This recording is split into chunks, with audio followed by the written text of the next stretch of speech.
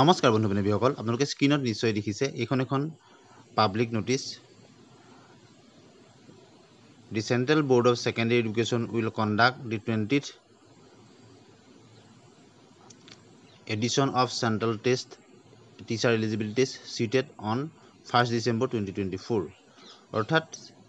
ডিচেম্বৰত হ'বলগীয়া চিটেড 1 ডিচেম্বৰ তাৰিখে 2024 তাৰিখে হ'ব সেইদিনা আছে দেওবাৰ paper 1 and paper 2 The test will be conducted in 20 languages. 20টা languages হ'ব in all over the country. সমগ্ৰ ভাৰতবৰ্ষতে হ'ব. In case number of the candidates are more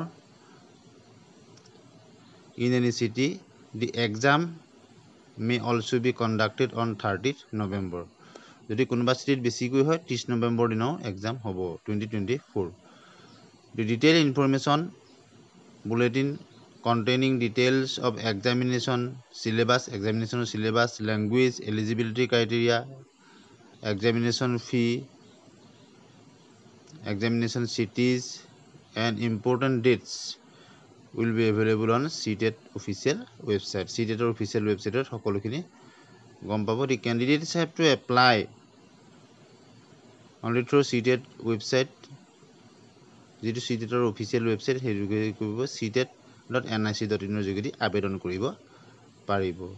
আৰু আবেদন প্ৰক্ৰিয়া আৰম্ভ হৈছে 17/9/2024 অৰ্থাৎ যোৱাকালিৰ পৰা আৰম্ভ হৈছে আৰু অক্টোবৰ মাহৰ 16 তাৰিখলৈকে চলিব গতিকে অত্যন্ত এটা ভাল খবৰ যিহেতু আপোনালোকে নিশ্চয় জানে অসম চৰকাৰৰ যি পৰৱৰ্তী বিজ্ঞাপন প্ৰকাশ পাব এলপি আৰু ইউপিৰ কাৰণে আৰু মুখ্যমন্ত্ৰী মহোদয় ইতিমধ্যে কৈছে 5550টা পদৰ মেধা তালিকা ডিচেম্বৰত প্ৰকাশ পাব আৰু ডিচেম্বৰত প্ৰকাশ পালে ডিচেম্বৰৰ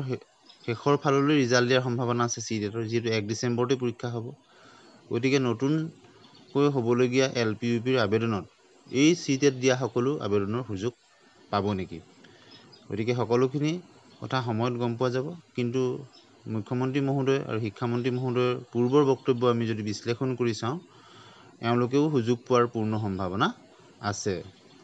ইয়াৰ মাজতে চিটেট আৰু এষ্টেটৰ এটা কেছো চলি আছে তাৰ ৰায়দান কি আহে সুপ্ৰিম কোৰ্টৰ পৰা সেইখিনি কথাও বিচাৰ্য